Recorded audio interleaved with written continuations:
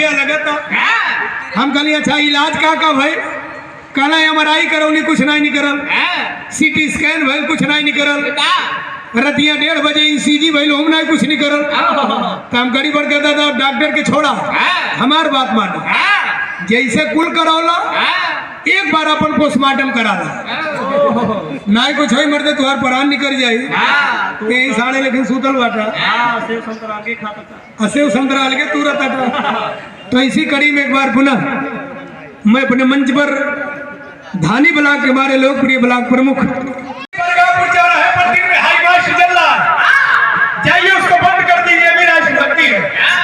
कोई व्यक्ति पैदल जा रहा गाड़ी पर बैठा करके घर पहुंचा दीजिए, ये भी राष्ट्रभक्ति है। सरकारी टोटी से पानी दिन में गिरना बंद कर दीजिए, ये भी राष्ट्रभक्ति है।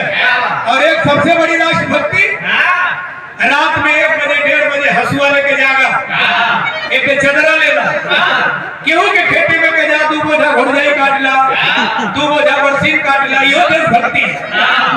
ऐसा नहीं बा हमारे नहीं हुआ है, हमारे गाय नहीं खाई, ई का करे बोले नहीं बताओ क्या मैं कुछ बात लगे आपको छोड़ दे, लेकिन गौर करी जा